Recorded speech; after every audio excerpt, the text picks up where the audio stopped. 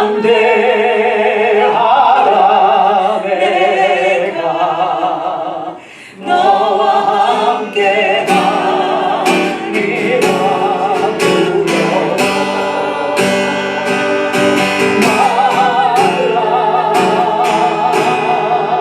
주 너의 하나님이라.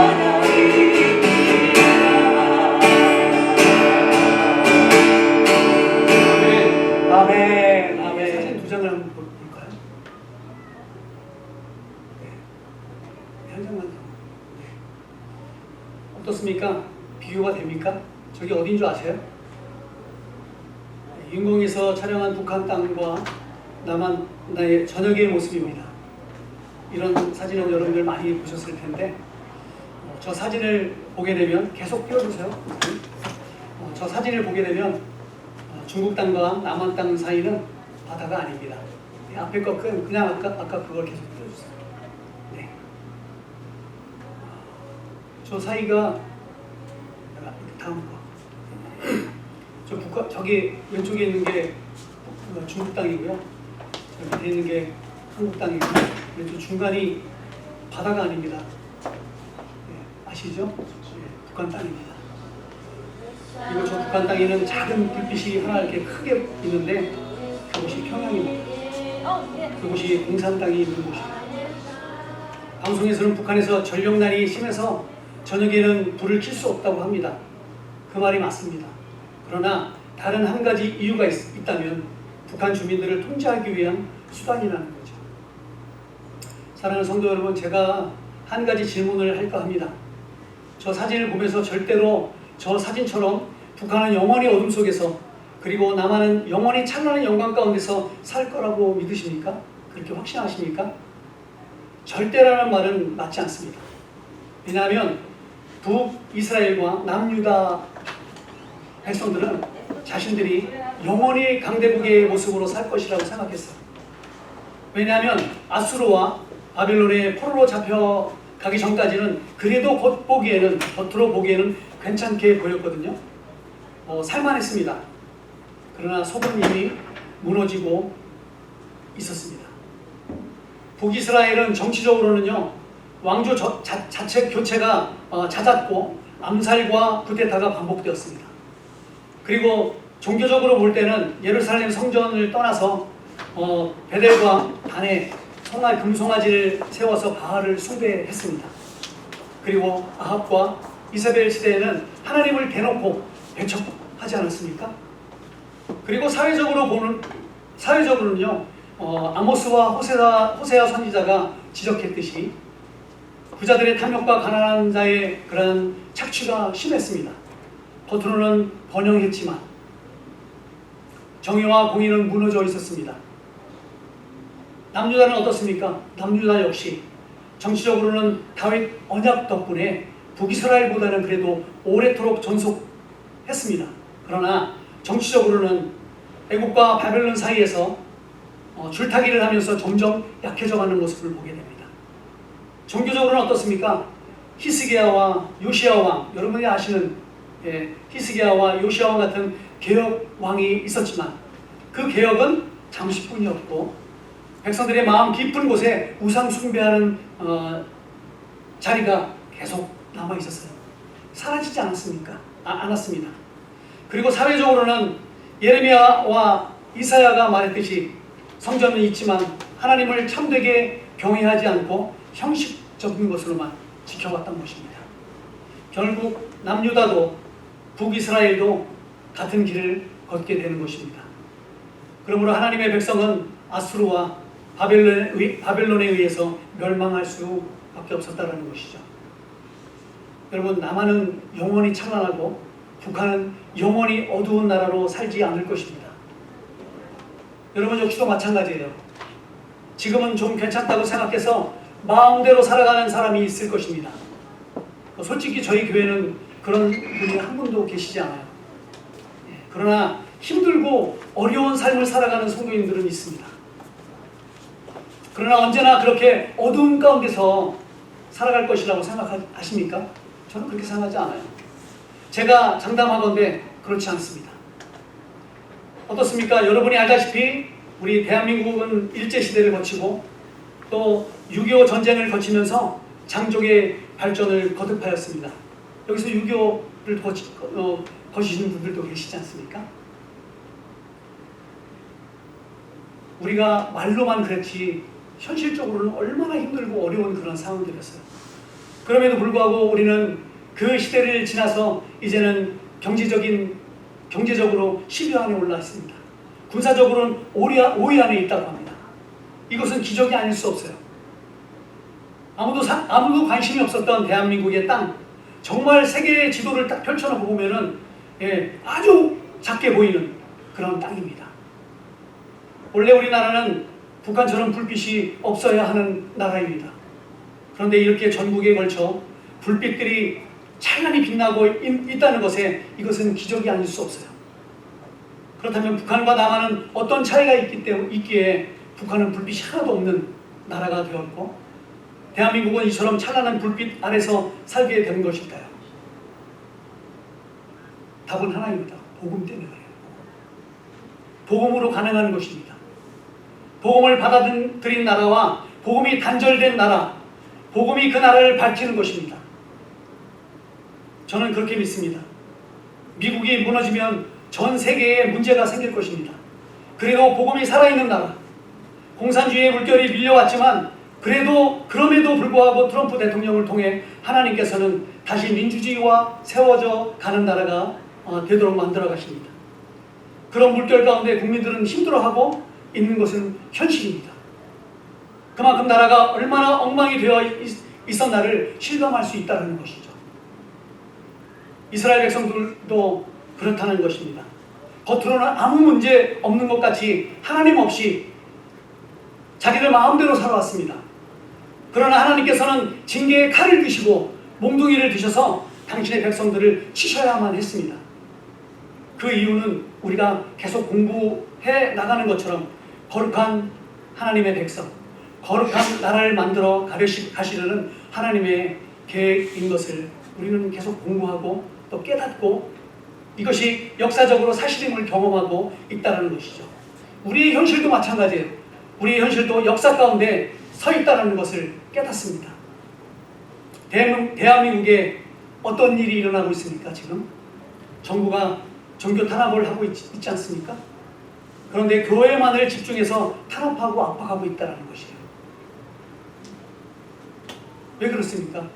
우리는 이것을 정치적으로 사회적으로 보기보다는 영적인 부분으로 볼 줄 알아야 해요. 대한민국에 대해서 이렇게 정보가 없는 사람들도 있을 것입니다. 그렇죠? 계속 듣고 있어요? 우리 이장이 못 듣고 있죠? 네. 모르는 사람들도 있을 거예요.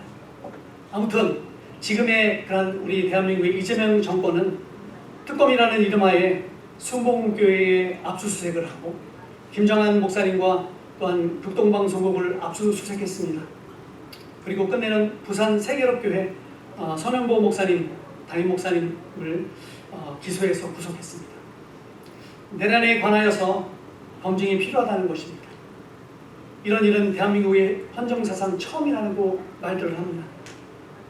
중국에서는 모든 교회가 이미 핍박 가운데 철거가 되었고 교회들이 철거가 되었고 모든 선교사들이 그 나라에서 추방당했습니다. 그 나라에서는 종교활동이 법으로 금지되어 있습니다. 마르크스는 이렇게 말했습니다. 종교는 인민의 아편이다라고. 공산주의는 국가와 당이 절대적인 권력을 가져야 한다고 믿습니다. 종교가 개인의 양심과 행동을 지배하면 당의 이념과 정책에 복종하지 않을 가능성이 있기 때문에 종교는 정치적, 경제적으로 간주하고 종교를 없애려는 공산주의의 이념이자 사단의 계획인 것입니다. 지금 한국의 정부가 종교 탄압을 하는 이유는 그 나라를 공산주의로 만들기 위함입니다. 그러므로 영원히 자신들이 나라를 통치하려고 하는 것이죠. 그렇기 때문에 그들에게는 나라가 부강해서는 절대로 안 됩니다. 왜냐하면 말을 안 듣거든요. 국민들이. 모든 국민들은 공평하게 나라가 주는 것만 받아가며 살아야 합니다. 그렇기 때문에 이재명 정권이 국민에게 25만 원씩을 배급하려는 이유가 여기에 있다는 것이죠.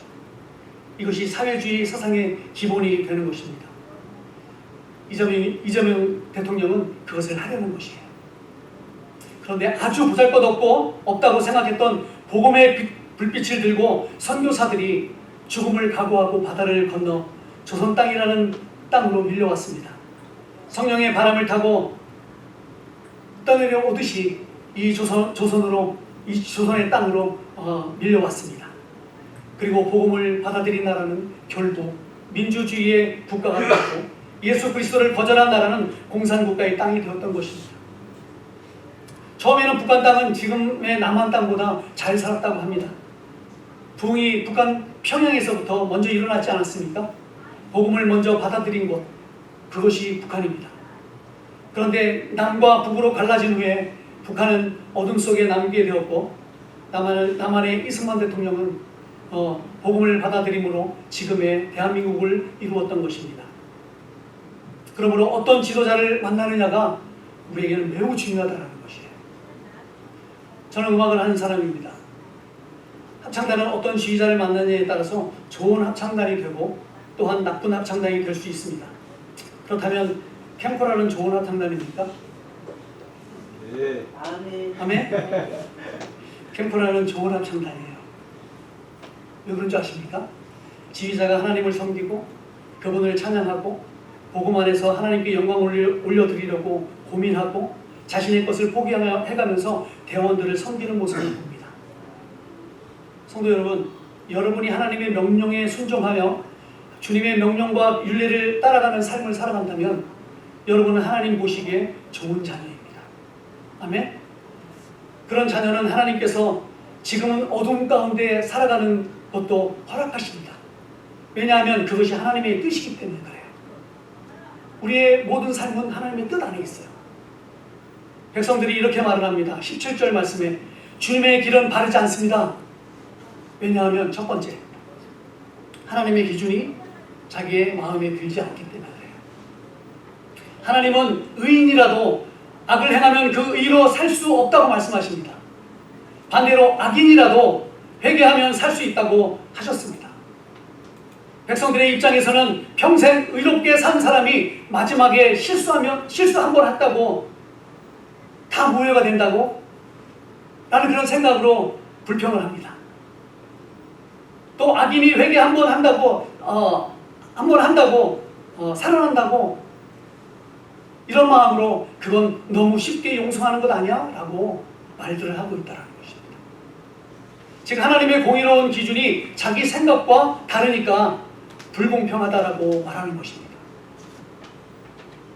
기준이 누가 되고 있는 거예요? 내가 되고 있는 거예요. 내가.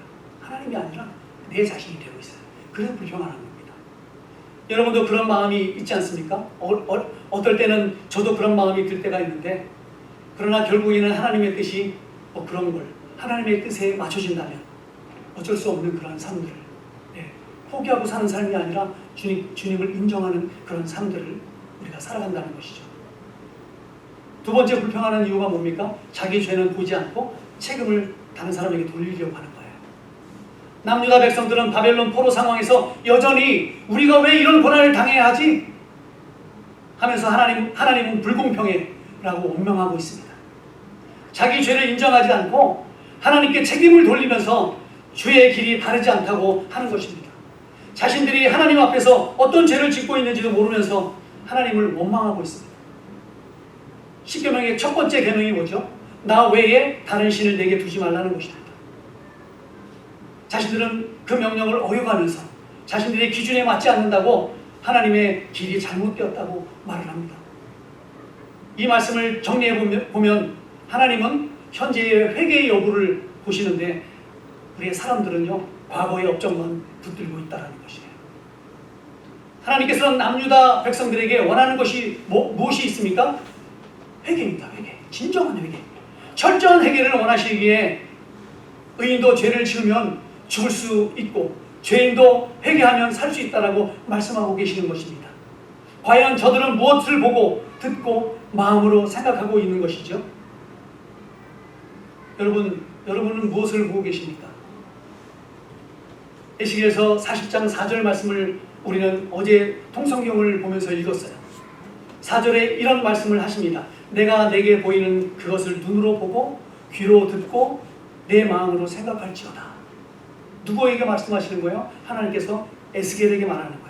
이 내용은 하나님께서 에스겔을 데리고 환상을 보여주시면서 예루살렘 성전의 조감도를 그리라고 말씀하고 있습니다. 그런데 이 장면을 에스겔은 다 그려내요. 그 복잡한 예루살렘 성전의 구조를 조감도를 그려가면서 다 만들어냅니다. 내가 내게 보이는 그것을 눈으로 보고 귀로 듣고 내 마음으로 생각하라. 오늘 주님은 여러분에게 말씀하고 계십니다. 이스라엘 백성들을 보십시오. 여로보암의 길로 갔던 시대는 하나님의 징계 아래서 아주 오랜 세월 동안 숱한 고통을 받고 있습니다. 결국에는 나라가 완전히 초토화가 되는 것을 보게 됩니다. 그로 인해서 그 땅이 70년의 안식년을 가지게 돼요. 그 땅은 사람이 살 수 없는 땅으로 변해버렸습니다. 아니, 동물도 살 수 없는 땅으로 하나님은 만들어 버리셨습니다. 그것이 하나님의 징계인 것입니다. 여러분도 하나님의 징계 아래서 살 수 있습니다. 회개하지 않고 복음 앞에 서지 않는다면 우리도 그렇게 될 수 있다는 것이에요. 우리는 피해갈 수 있는 것이 아닙니다. 이스라엘 백성들은 피하지 못하고 그렇게 됐고 우리는 피해갈 수 있다고 생각하면 안 된다는 것입니다. 우리가 여로보암의 길을 따를 때 하나님께서는 아무리 당신의 백성이라 할지라도 그 가정에 그리고 그 교회에 그리고 여러분의 자녀들에게 또한 그 나라에 70년의 안식년을 허락하실 것이라고 성경은 말씀하시는 것입니다. 불모지가 될 것입니다. 이것은요 엄청난 고난을 말하고 있는 것이에요.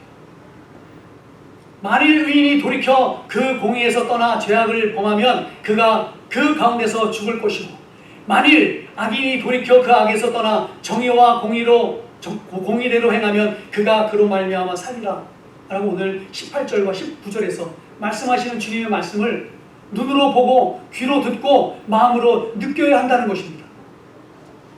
며칠 전에는 미국의 별, 여러분이 아시다시피 찰스 커프가 총탄에 맞아 사망하는 일이 있었습니다. 그런데 그 한 사람의 죽음은 전 세계인들의 마음을 아프게 했습니다. 용의자는 타일러 제임스 로빈슨이라는 22살의 청년이라고 합니다. 아버지가 그 아들을 신고했고 그 아들을 또 권유해서 타일러를 자수하게 했다고 언론이 말합니다. 그 타일러는 그 사람은 동성애자였다고 합니다. 그래서 찰리 커크에게 불만이 많았다고 합니다. 찰리 커크는 그 사람은 순교자였어요. 왜냐하면 그는 하나님의 복음, 하나님의 정의, 민주주의를 외쳤습니다. 그리고 공산주의와 동성애와도 싸웠습니다. 그 한 사람을 통해서 많은 사람들이 각성하게 되었고 많은 사람들이 복음을 듣게 되었습니다. 우리가 알지 못하지만 우리 한국 청년들도 각성하게 되었다는 것을 듣게 되었습니다. 어떤 청년은 오늘 들었던 얘기지만 어떤 청년은 그 소식을 듣고 삭발을 했대요.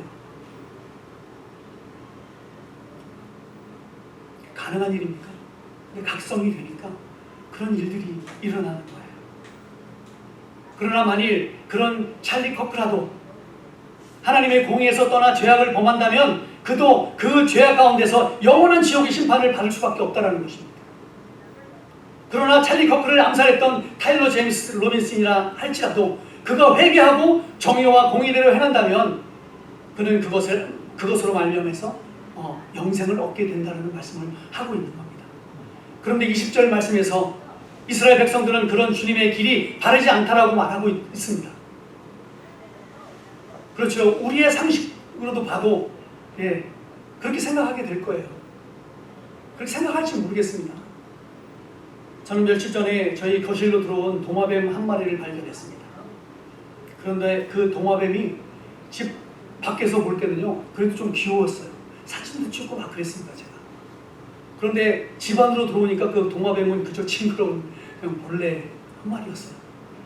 그래도 저는 그 도 형제님을 죽일 수 없어서 밖으로 놓아주려고 쓰레받기를 갖고 막 이렇게 주워 담으려고 했어요. 그런데 필사적으로 도망가서 그래서 이렇게 우리 문지방 틈 사이로 쏙 들어가고 말았어요. 그럼 제가 어떻게 했겠어요? 막 찾았겠어요? 아니에요. 개미약을 막 뿌렸습니다. 그리고 신문지로 막았어요.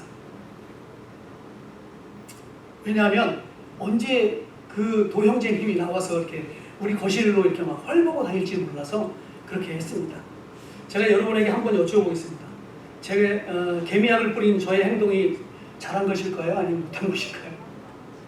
쓸데없는 질문이지만 한번 생각해 보시기 바랍니다. 어떻게 생각하십니까? 저의 행동이.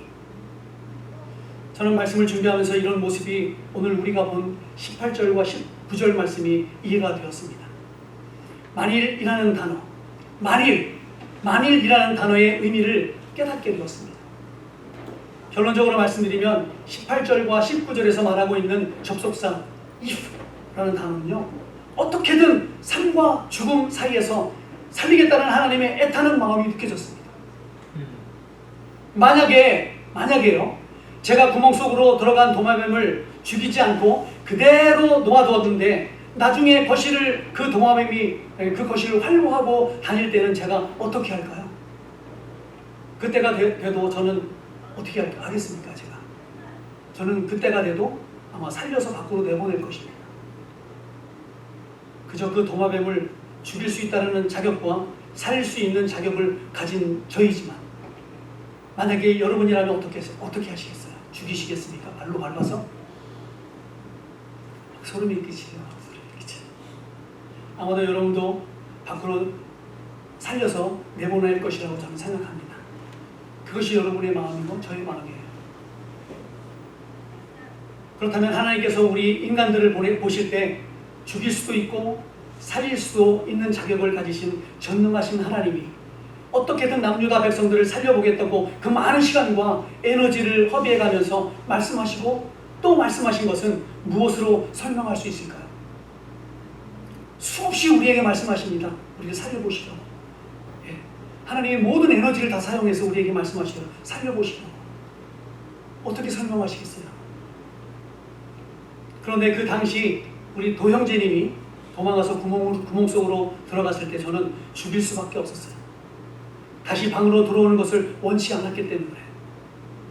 마찬가지로 하나님께서는 이스라엘과 남유다 백성들을 아수르와 바벨론으로 팔아버릴 수밖에 없었던 이유가 있었는데, 그것은 그들이 더 이상 하나님의 말씀을 버리고 우상들을 섬기고 자기들의 자녀들을 인신제사 몰렉과 바알슨에게 드리고 약자들의 돈을 빼앗고 나그네를 대접하지 않고 병든 자를 치료해 주지 않는 그런 모습을 가지고 길거리로 활보하는 것을 더 이상 하나님은 볼 수가 없었던 것입니다.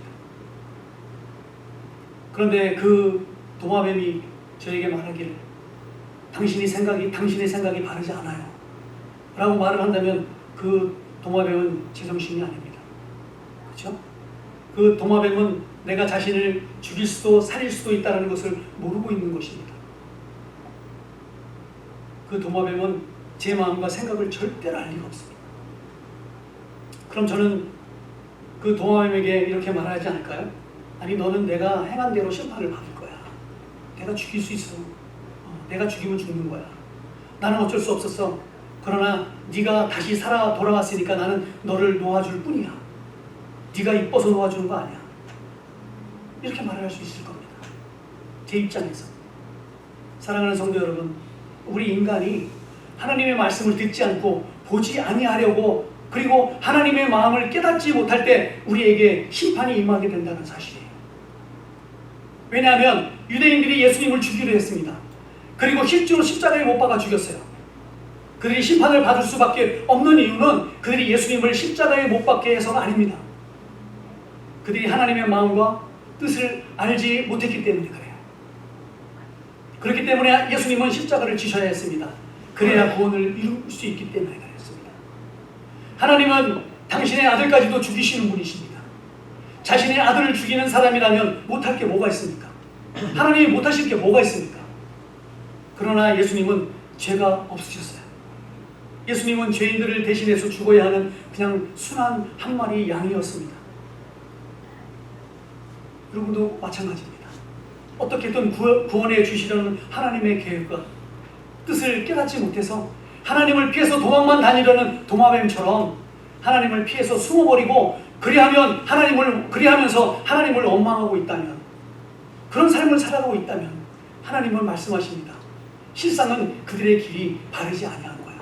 너희들의 길이 바르지 않아. 라고 17절에서 말씀하고 있다는 것입니다. 왜요? 자기들은 할 것 안 할 것 다 해도 괜찮고 내가 정의와 공의 안에서 행하는 그런 일들이 바르지 않다고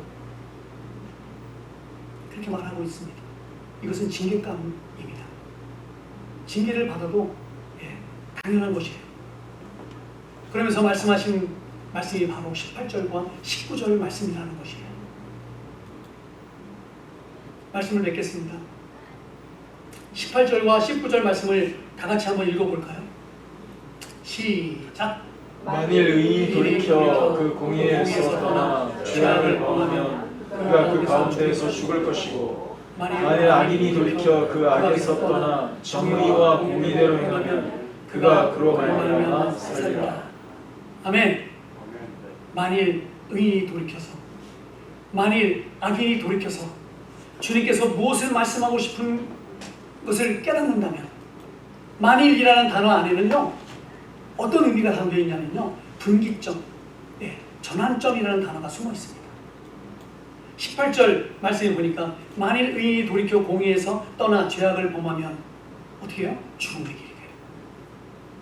만일 악인이 돌이켜 악에서 떠나 정의와 공의대로 살면 어떻게 해요? 삶의 길이 생기는 겁니다. 여기서 반복되는 핵심 동사는요 돌이키다라는 거예요. 돌이키다. 히브리어로 슈브라고 해요. 이 단어의 의미는요 인생의 길에서 완전히 방향을 바꾸는 회개와 전환을 뜻한다고 합니다. 분기점이라는 단어는요 어떤 길이나 갈라지는 그런 지점이나 그 사진 하나 보여주시겠습니까? 갈라지는 지점이나 또는 어떤 사건이나 선택이 새로운 방향을 결정짓는 그런 순간을 말하고 있다는 것이에요. 그렇다면 돌이킨다는 말과 분기점의 의미는 같은 뜻을 내포하고 있습니다. 다시 말해서 여러분의 삶 가운데서 믿음 생활에도 반드시 전환의 순간이 필요하다는 것입니다. 여러분이 그리스도인이라 해도 안심하고 있어서는 안 됩니다. 절대로 나는 주님을 부인하지 않을 자신이 있습니다 라고 고백하는 사람들이 있습니까? 그렇게 말해서는 안 돼요. 왜냐하면 내 힘으로는 안 되기 때문입니다. 내 힘으로는 절대로 안 되고요. 그렇기 때문에 교만하지 말라고 예수님은 베드로에게 그리고 제자들에게 말씀했던 겁니다. 그러나 내 힘이 아닌 예수 그리스도의 사랑과 성령님의 인도하심으로는 가능합니다. 그리고 내가 지금은 예수님을 믿어지지 않는다 할지라도 그래도 오늘 말씀을 듣고 회개하여서 분기점을 붙잡기만 한다면 여러분은 새로운 생명의 길이 열리게 될 것입니다. 여러분, 만일이라는 단어는요 남유다 백성들에게는 분기점의 순간을 만들어주는 단어였어요. 남유다 백성들은 이제 마지막 순간이나 다름없는 그런 상태였습니다.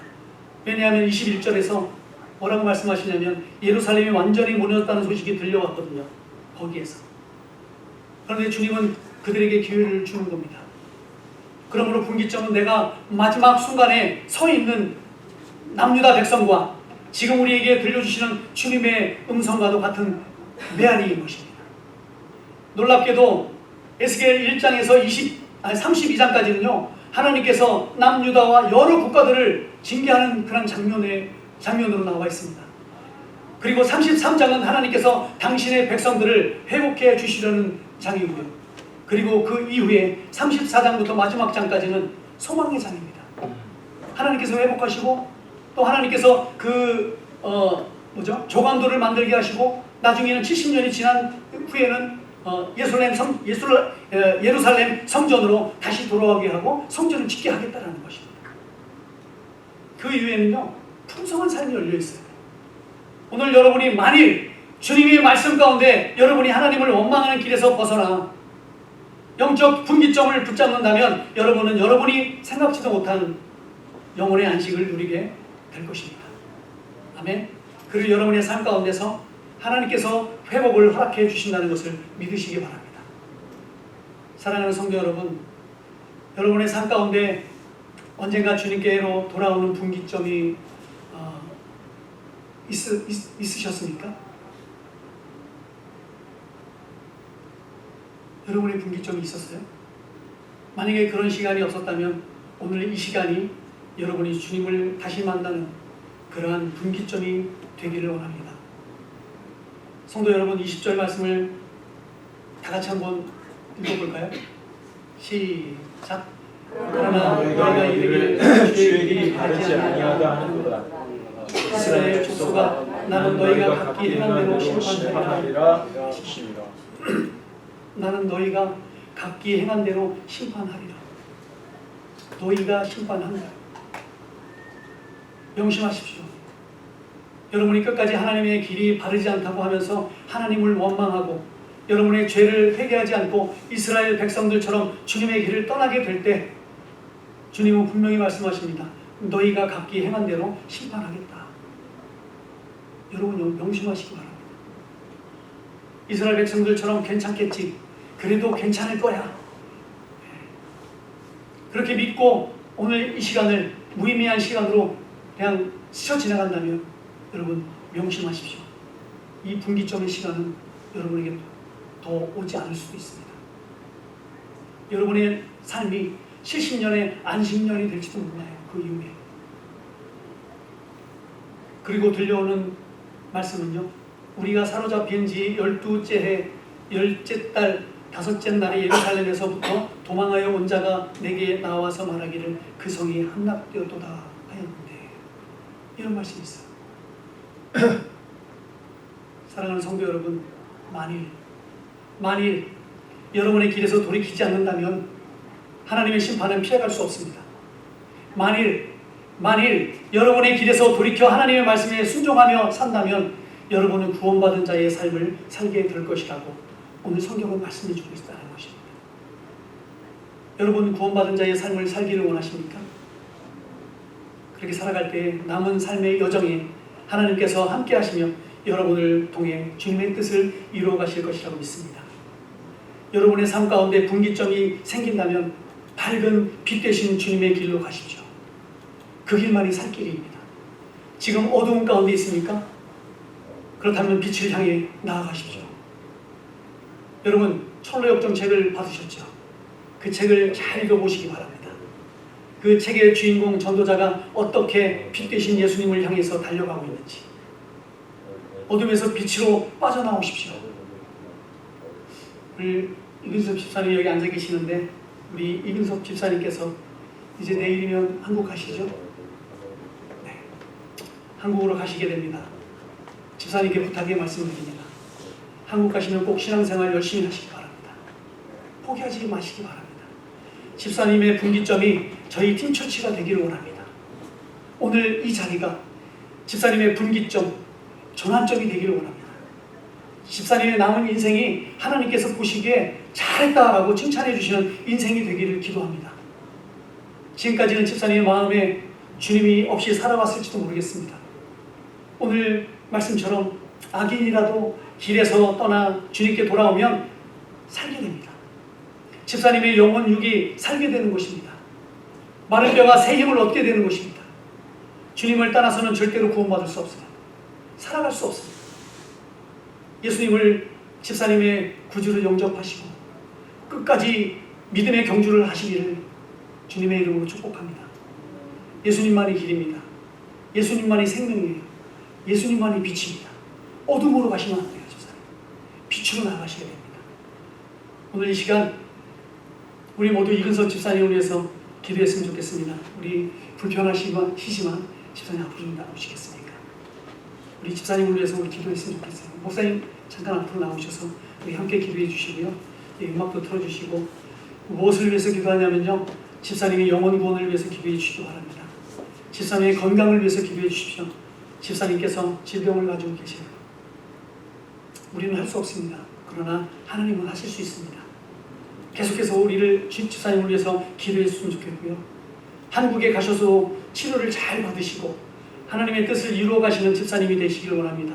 절대로 어두운 가운데로 가셔는 안 됩니다. 빛으로 가셔야 됩니다. 그러기 위해서 여러분들의 기도가 필요해요. 여러분들의 마음이 필요합니다. 우리가 이곳에서 집사님을 만난 이유가 있습니다. 집사님을 향해서 우리가 손을 뻗치고, 앞으로 나오시지 못하지만 집사님을 향해서 여러분은 손을 뻗치시고 우리 함께 집사님을 위해서 기도했으면 좋겠습니다. 아버지 감사합니다. 아버지 하나님, 우리 사랑하는 우리 이근섭 집사님, 아버지 하나님, 지금까지 힘들고 어려운 그런 삶들을 살아왔습니다. 어두운 가운데 계셨습니다. 아버지 하나님, 오늘 이 시간 하나님 주님을 만나기를 원합니다. 아버지 하나님, 이 시간 분기점이 되기를 원합니다. 아버지 하나님, 복음이 아버지 하나님 예수 그리스도가 우리 집사님에게 임하기를 원합니다. 아버지 하나님, 아버지 집사님이 주님의 아버지 주님 안에 거하기를 원합니다. 아버지 하나님, 살려 주시옵소서, 구원하여 주시옵소서, 치유하여 주시옵소서. 아버지 하나님, 이제 헤어지면 우리는 언제 다시 만날지 알 수 없는 그러한 기약이 없는 삶이지만 하나님 아버지, 우리 집사님을 주여 아버지 하나님 붙들어 주시옵시고 어디 있든지 간에 주님과 동행하는 우리 집사님 되기를 원합니다. 구원의 길에 서기를 원합니다. 하나님, 우리가 천국에서 다시 만나는 그 순간이 되기 주기를 원합니다. 아버지 하나님, 아무리 생각도 없는 집사님이 되지 않기를 원합니다. 하나님 아버지, 우리 집사님을 붙들어 주시옵소서. 아버지 하나님, 우리 성도인 모두가 다 구원받고 천국의 소망을 가지고 살아가기를 원합니다. 하나님 아버지, 질병 가운데 있는 자들을 치유하시는 하나님 아버지, 죽은 자도 살리시는 주님께서 우리 집사님의 병을 고쳐주시옵시고 하나님, 한국에 가서도 열심으로 치유받고 아버지 하나님 열심으로 주님을 경외하고 예배할 수 있는 우리 집사님이 되시기 바랍니다. 하나님께서 가정들을 붙들어 주시옵시고 아버지 하나님 축복하시는 놀라운 역사가 있게 도와주시옵소서. 하나님 아버지, 우리 집사님이 우리 집 절친을 잊지 않기를 원합니다. 이 자리를 잊지 않기를 원합니다. 이 순간을 잊지 않기를 원합니다. 하나님 아버지, 우리 집사님을 붙들어 주시옵소서. 하나님, 우리 집사님을 붙들어 주시옵시고 불쌍히 여겨주시옵시고 아버지 하나님 끝까지 사랑해 주시옵소서. 놓지 말아 주시옵소서. 아버지 하나님, 함께해 주시옵소서. 아버지 하나님, 집사님 가는 길에 아버지 하나님 함께해 주시옵시고 동행하시고 주시옵시고 인도하여 주시옵소서. 주님을 찬양합니다.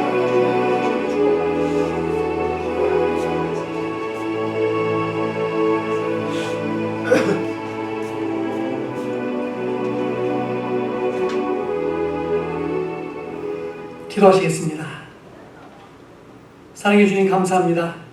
우리가 의인입니까? 아니면 우리가 악인입니까? 그렇다 해도 주님은 우리를 사랑하신다고 믿습니다. 의인이나 악인이나 할 것 없이 우리 모두는 주님 앞에서 죄인인 것을 우리는 알고 있습니다.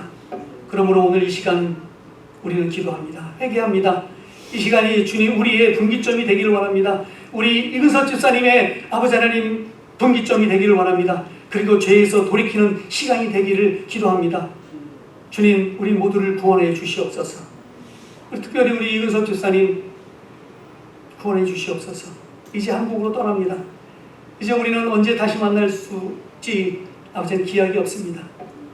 원하옵나니 우리 모든 성도가 우리 집사님을 위해서 기도하고 아버지는 끝내는 우리가 천국에서 다 같이 만나는 놀라운 시간들이 되게 하여 주시옵소서. 아버지 하나님, 주님을 찬양합니다. 주님을 사랑합니다. 이제는 예수 그리스도의 놀라우신 십자가의 은혜와 변함없이 우리를 사랑하시는 하나님의 사랑과 성령님의 감화 감동 역사하심이 이제 죄에서 돌이켜 주님께로 돌아오라고 말씀하시는 주님의 음성을 듣고 깨달아 구원의 소망을 붙들고 주님의 영광 가운데 살기를 다짐하는 우리 팀처치 모든 성도들 머리 위에 이제부터 영원토록 함께 하시기를 지금도 살아계셔서 역사하시는 예수 그리스도의 이름으로 축원하옵나이다. 아멘. 감사드립니다. 우리 가족같이 여기 생활해 오니까 우리 목사님 말씀대로 이 팀처치를 기점으로 열심히 신앙생활 하면서